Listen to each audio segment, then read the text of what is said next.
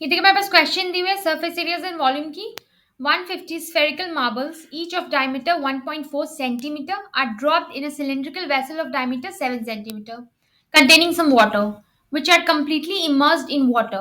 Find the rise in the level of water in the vessel. ठीक है, क्या कह रही है क्वेश्चन कि हमारे पास 150 spherical marbles दी हुई है जिसका डायमीटर जो है वो 1.4 सेंटीमीटर है. ठीक है, और हमें इन सबको एक सिलिंड्रिकल वेसल में डालना है जिसकी डायमीटर 7 सेंटीमीटर है और उस सिलिंड्रिकल वेसल में कुछ पानी है. ठीक है, जब हम 150 मार्बल्स को डालेंगे तो पानी में कंप्लीटली इमर्स्ड हो जाएगा और पानी के लेवल को थोड़ा सा राइज कर देगा. तो उस लेवल में कितना राइज होगा पानी के लेवल में वो हमें निकालना है. ठीक है, कैसे निकालेंगे? सबसे पहले रेडियस ऑफ मार्बल निकाल लेते हैं क्योंकि हमें हर चीज में रेडियस चाहिए होती है. So radius of marble small R ले लेते हैं इसको हम. ठीक है, क्या हो जाएगी? डायमीटर दी हुई है 1.4 यानी 1.4 डिवाइडेड बाई 2 आपकी रेडियस हो जाएगी. That is 7/10 centimetre. ठीक है, again radius of cylindrical vessel निकाल लेते हैं हम लोग.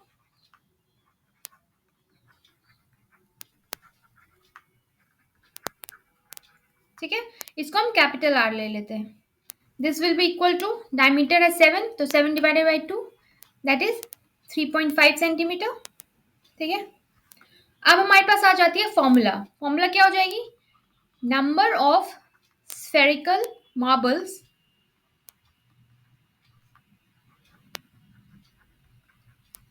is equal to what? Volume of water rise in cylinder divided by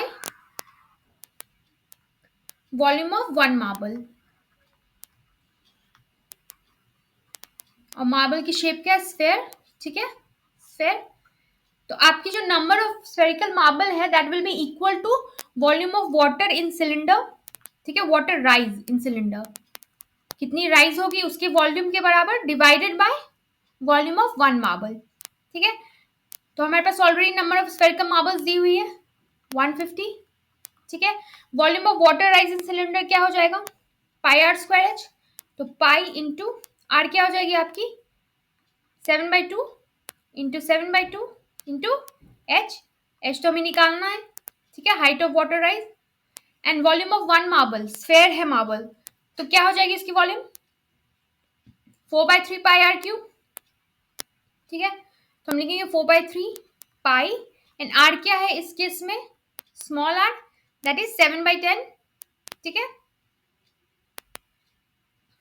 this is 7/10 multiplied by 7/10 multiplied by 7/10. ठीक है, पाई पाई तो यहाँ से आपकी कैंसिल हो गई और हम सबको क्रॉस मल्टीप्लीकेशन करके एक इक्वेशन में ले आते हैं. So this will be equal to 7/2 into 7/2 into H equals 150 into 4/3 into 7/10 multiplied 3 times. ठीक है, अब ये देखिए 2 7 तो यहीं पे कैंसिल आउट हो गया. ये 3 से ये 50 टाइम्स में जाएगी. ठीक है, so H will be equal to 50 into 4 into यहाँ से 2 2 है 2 into 2 into 7 divided by 10 multiplied 3 times. ठीक है, ये 10 ये 5 टाइम्स में गया, ये 2 टाइम्स में गया, ये भी 2 टाइम्स में गया. तो आपके पास क्या फाइनली आ जाएगी? 4 multiplied by 2 multiplied 7 that is 28 into 2 56 divided by 10. ठीक है, ये आपकी h की वैल्यू हो गई. Therefore, rise in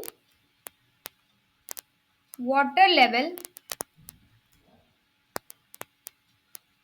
in vessel that is h is equal to 56/10. आप इसको 5.6 सेंटीमीटर भी कह सकते हैं. ठीक है, और हमारे क्वेश्चन में हमें क्या करना था? यही फाइंड आउट करना था.